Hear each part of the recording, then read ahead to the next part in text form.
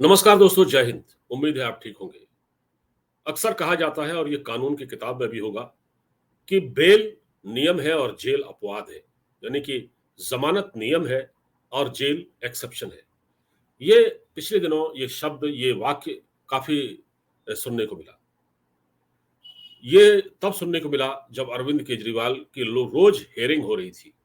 कभी high court में, कभी सुप्रीम कोर्ट में, कभी लोअर कोर्ट में। तो आज बाकायदा अरविंद केजरीवाल को सुप्रीम कोर्ट ने ज़मानत दे दी। मतलब शराब घोटाला के मामले में अब वो जमानत पर बाहर है, लेकिन उनको ये जमानत सशर्त दी गई है, कुछ शर्तों के साथ दी गई है। अरविंद केजरीवाल से पहले मनीष सिसोदिया को जेल से बाहर किया गया था। मतलब मनीष सिसोदिया जो कि आबकारी मंत्री खुद थे और उनको जेल से रिहा किया गया। ठीक है। और अब अरविंद केजरीवाल भी जेल से बाहर आ चुके हैं। ये जो 4 तस्वीरें आप मेरे स्क्रीन पर देख रहे हैं, इसमें संजय सिंह भी बाहर आ चुके हैं, मनीष सिसोदिया भी, के कविता भी बाहर आ चुकी हैं, अरविंद केजरीवाल अब बाहर आ चुके हैं। इसके अलावा इसमें 2 और लोग थे जिनके नाम, एक समीर महेंद्रू, एक विजय नायर और एक अरुण पिल्लई, ये भी बाहर आ चुके हैं। यानी कि सब के सब इस शराब घोटाले में कहीं न कहीं इनका कनेक्शन था, शामिल थे। मंत्री जी मनीष सिसोदिया जो कि इस वक्त आबकारी मंत्री थे, उन पर तमाम तरह के आरोप लगे। कहा गया कि उन्होंने मोबाइल फोन तोड़ दिया है, उनके घर पर रेड पड़ी, उनको ईडी वाले ले गए। लेकिन अब ये देखिए आप, ये 7 महीने बाद अरविंद केजरीवाल रिहा हुए हैं जेल से जमानत पर। तो आखिरकार जमानत मिल गई। अब एक तरह से सारे घोटालेबाज, या कह सकते हैं जो जो भी आरोपी थे, सब वो बाहर आ चुके हैं। हमारे कानून, जो हमारा जो कानून है, वो ये कहता है कि आप किसी भी व्यक्ति को लंबे समय तक जेल में नहीं रख सकते,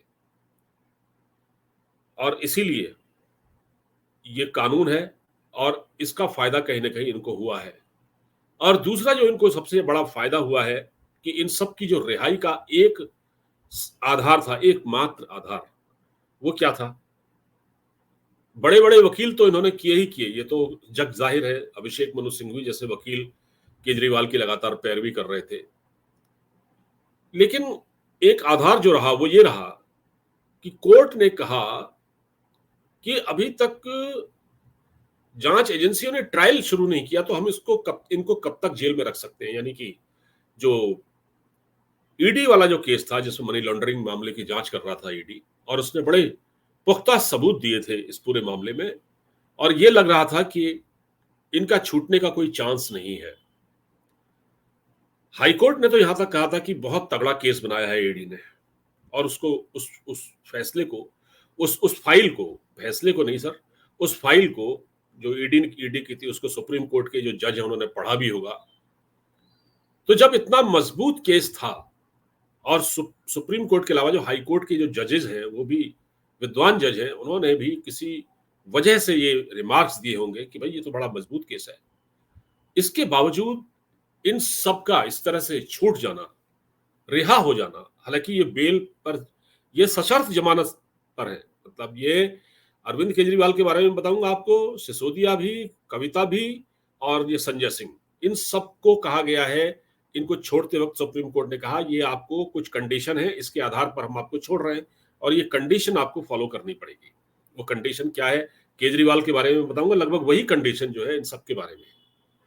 और केजरीवाल तो क्योंकि मुख्यमंत्री हैं, इसलिए उनका मामला ज्यादा बड़ा है। तो साहब, हमारी जो अदालत है, सुप्रीम अदालत, उसने कहा कि भाई जांच एजेंसियों ने ट्रायल ही शुरू नहीं किया, कोई चार्जशीट दाखिल नहीं की अभी तक, तो हम इनको जेल में इतने लंबे समय तक कैसे बंद रख सकते हैं?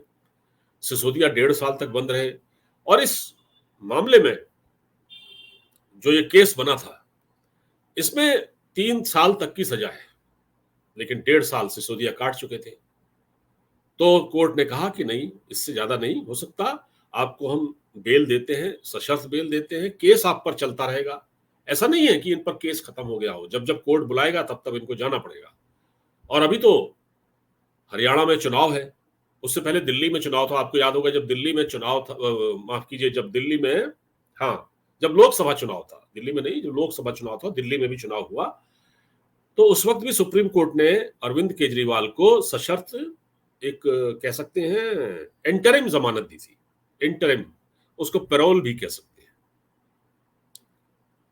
अब फिर एक बार इनको अब बेल मिल गई है तो ये बाहर आ गए हैं। मेरा सवाल यह है कि जांच एजेंसियों ने क्यों ऐसा किया? आपने एक आदमी को पकड़ा, जेल में डाला गया, और जब आप उसके खिलाफ कोई चार्जशीट दाखिल नहीं कर पाए, उसका ट्रायल शुरू नहीं कर पाए, चार्जशीट तो खैर दाखिल हो चुकी है इनके खिलाफ, चार्जशीट तो सीबीआई ने भी दाखिल की और ईडी ने भी दाखिल की, लेकिन आपने इनका ट्रायल क्यों नहीं शुरू किया? क्या बात है ऐसी? क्योंकि ये अपने आप में बहुत बड़े सवाल खड़े करता है। क्योंकि देखिए, सीबीआई और ईडी ये दोनों गृह मंत्रालय के अंडर में काम करते हैं। क्या सीबीआई के पास फाइलों का इतना बड़ा लंबा चौड़ा बोझ है, या ईडी के पास इतना बोझ है फाइलों का, केसेस का, कि वो इसकी जांच शुरू नहीं कर पाए? जबकि ये गंभीर मामला है, 100 करोड़ का इसमें घोटाला हुआ। आरोप तो यह है कि इस घोटाले के पैसे से आम आदमी पार्टी ने गोवा का चुनाव भी लड़ा। इसमें बहुत सारे लोगों के नाम भी आए सामने। वो पैसा चुनाव में खर्च हुआ। शराब की दुकानें अवैध तौर पर अलॉट की गई, स्कूलों के आसपास शराब की दुकानें खोली गई, एक के बदले एक फ्री बोतल दी गई पीने वालों को। उसके बावजूद ये सब हुआ, और आज मैं ये देख रहा हूं कि ये सारे चेहरे जेल से बाहर हैं। अब आप एक चीज देखिए, ये 7वें आरोपी हैं केजरीवाल जो जेल से बाहर हुए, जिन्हें सुप्रीम कोर्ट ने जमानत दी है। यानी कि इस घोटाले में संजय सिंह को छोड़कर बाकी के सभी जो आरोपी हैं उनको पिछले 35 दिन के भीतर जमानत मिली है। और ये नहीं, इतना ही नहीं, केस में बेल पाने वाले सभी आरोपियों की जमानत का आधार सिर्फ एक ही है कि केस के ट्रायल शुरू नहीं हुआ, केस का ट्रायल शुरू नहीं हुआ। असल में हुआ क्या था कि 2024 में जून 2024 में आपको बता दूं कि इस मामले में ईडी की गिरफ्तारी के खिलाफ केजरीवाल को दिल्ली हाई कोर्ट से नियमित जमानत मिल गई थी। लेकिन तभी जो है सीबीआई की एंट्री हो गई। सीबीआई ने उनको पकड़ लिया, उनको अरेस्ट किया, और जून 2024 से केजरीवाल सीबीआई की हिरासत में थे। अब वो रिहा हो गए। तो जब उनको ईडी ने जमानत दे दी तो ये माना जा रहा था कि भाई सीबीआई तो उनको अब रिहा कर ही देगी। जिस प्रकार से सुनवाई हो रही थी कल, देखिए मजे की बात, कल इस केस को लोअर कोर्ट में भेजा गया और लोअर कोर्ट से फिर ये अब आज सुप्रीम कोर्ट ने उनको बेल दे दी। इसमें देखिए, मनीष सिसोदिया का जहां तक सवाल है, तो उनकी जो गिरफ्तारी हुई वो फरवरी 2023 में उनको गिरफ्तार किया गया। और सिसोदिया को आरोप है कि दिल्ली सरकार में आबकारी विभाग के मंत्री रहते हुए इन्होंने एक ऐसी नीति तैयार की जिससे कुछ शराब माफियाओं को फायदा हुआ। शराब की जो लॉबी है ना, उनको फायदा हुआ। आरोप यह था कि इसके एवज में शराब कंपनियों से पैसे मिले, और सिसोदिया की तरफ से पेश वरिष्ठ वकील सिंघवी ने कहा था कि यह पूरा मामला ही मनगढ़ंत है। देखिए आप, जिस सिंघवी साहब की जब एंट्री हुई, उन्होंने कहा यह मामला ही मनगढ़ंत है। और सुप्रीम कोर्ट ने अगस्त 2024 को सिसोदिया को जमानत दे दी। कोर्ट ने कहा इस मामले में ट्रायल शुरू नहीं हुआ है। अब आप देख लीजिए कि कितनी हीला हवाली बरती गई है। संजय सिंह को भी पहले ही बेल मिल चुकी थी। अक्टूबर 2023 में उनको ईडी ने अरेस्ट किया, और संजय सिंह पर शराब नीति के मामले में साउथ ग्रुप की कंपनी से 2 करोड़ रुपए लेने का आरोप है। और अप्रैल में संजय सिंह को सुप्रीम कोर्ट से जमानत मिल गई, और ईडी ने जमानत का विरोध भी नहीं किया था, और उनको भी सशर्त जमानत मिली। और उनसे कहा गया कि आप अपना पासपोर्ट जमा कराएंगे, आप दिल्ली एनसीआर के बाहर ट्रेवल नहीं कर सकते। लेकिन संजय सिंह तो हर जगह जा रहे हैं। वो सरेआम सुप्रीम कोर्ट की शर्तों का उल्लंघन कर रहे हैं। लेकिन क्या कुछ आपने उनके खिलाफ एक्शन होते देखा? नहीं देखा होगा। के कविता तेलंगाना में जो भारतीय राष्ट्र समिति के प्रमुख हैं चंद्रशेखर राव, एक्स सीएम भी हैं, उनकी बेटी हैं और ये आरोपी थी। कविता को मार्च 2023 में गिरफ्तार किया गया। ठीक, बड़े आरोप लगे उन पर। उन पर पॉलिसी, शराब पॉलिसी बनवाने के बदले में पैसे के लेन देन का आरोप है उस पर। मतलब ये आरोप है कि इसने ही जितने शराब माफिया हैं जो साउथ के, उनको इकट्ठा किया। और सुप्रीम कोर्ट ने 27 अगस्त 2024 को उनको जमानत दे दी। इसी तरह से विजय नायर, ये आम आदमी पार्टी के कम्युनिकेशन विभाग के इंचार्ज विजय नायर को भी दिल्ली शराब घोटाले के आरोप में गिरफ्तार किया गया था 2022 में। और नायर की जो पहली गिरफ्तारी थी वो सीबीआई ने की थी। 2023 में उन्हें ईडी ने गिरफ्तार किया। नायर को भी इसी महीने की शुरुआत में सुप्रीम कोर्ट से जमानत मिल गई। जय हो। और इस केस में भी यह था कि ट्रायल शुरू नहीं हुआ। जल्दी जल्दी बता देता हूं, एक समीर महेंद्रू भी थे इसमें।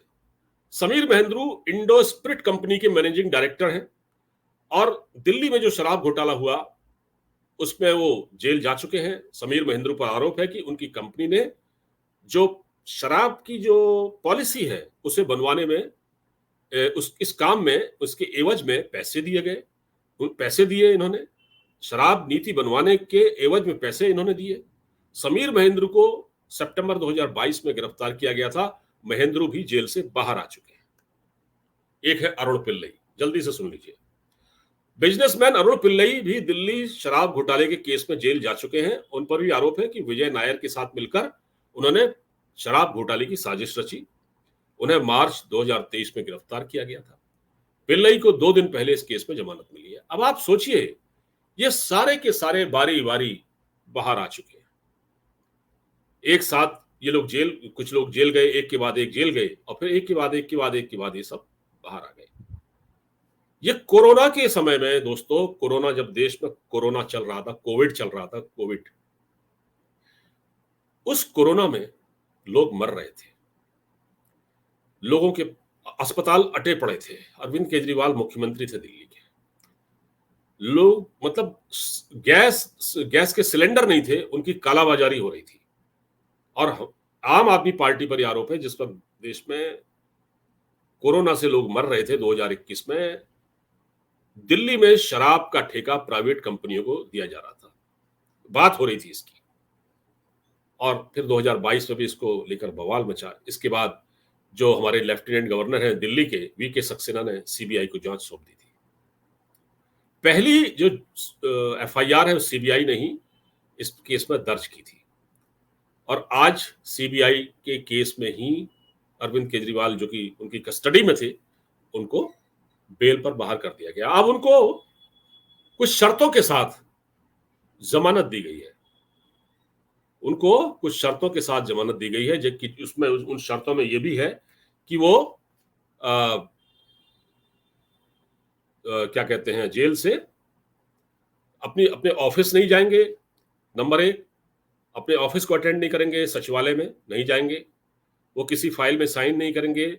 शराब घोटाले के मामले में जो भी व्यक्ति है, जो लोग शामिल हैं, उनमें से वो किसी को नहीं मिलेंगे, और वो किसी फाइल में साइन नहीं करेंगे। इस तरह की उन पर शर्तें सुप्रीम कोर्ट ने लगा दी हैं। ठीक है, तो ये जो शर्तें लगाई गई हैं उसमें यह कहा गया है कि केजरीवाल किसी फाइल पर साइन नहीं करेंगे, केस में अपनी भूमिका को लेकर वो कोई बयान नहीं देंगे, घोटाले से जुड़े किसी गवाह से वो संपर्क नहीं करेंगे, शराब घोटाले से जुड़ी किसी फाइल में साइन नहीं करेंगे, और ऑफिस नहीं जा सकते अपने, ये कहा है। और सुप्रीम कोर्ट ने आज रिमार्क्स दिया है कि अब सीबीआई को भी अपनी एक छवि थोड़ा बदलने की जरूरत है, कि जो सरकारी तोता उसको कहते हैं ना, जब ये 2G वगैरह केस चल रहा था यूपीए के समय में, यूपीए सरकार के समय में, तो एक सिन्हा साहब थे सीबीआई के चीफ, तब ये आरोप लगा था कि सीबीआई तो सरकारी तोता है। तो अब बीजेपी की सरकार है, तो ये लेबल ना लगे सीबीआई पर कि ये सरकारी तोता है, क्योंकि दोस्तों ये जुडिशियल सिस्टम है हमारे देश का, ये इसी तरह काम करता है, इसमें बहुत फ्लेक्सिबिलिटी है। और हमारे देश में जो अभिषेक मनु सिंघवी जैसे जो बड़े वकील हैं, इसका फायदा उठाते हैं। अब ये केस चलता रहेगा। देखिए, जमानत पर बाहर हैं, ये बात जरूर है कि जिस प्रकार सुप्रीम कोर्ट ने शर्तों के साथ केजरीवाल को छोड़ा है, उससे ये मामला ये साफ है कि ये मामला, उनकी जो गिरफ्तारी थी वो गैर कानूनी नहीं थी, वो वैध थी। क्योंकि सुप्रीम कोर्ट में लगातार केजरीवाल ये कहते थे कि मुझे तो मेरी गिरफ्तारी ही गैर कानूनी है।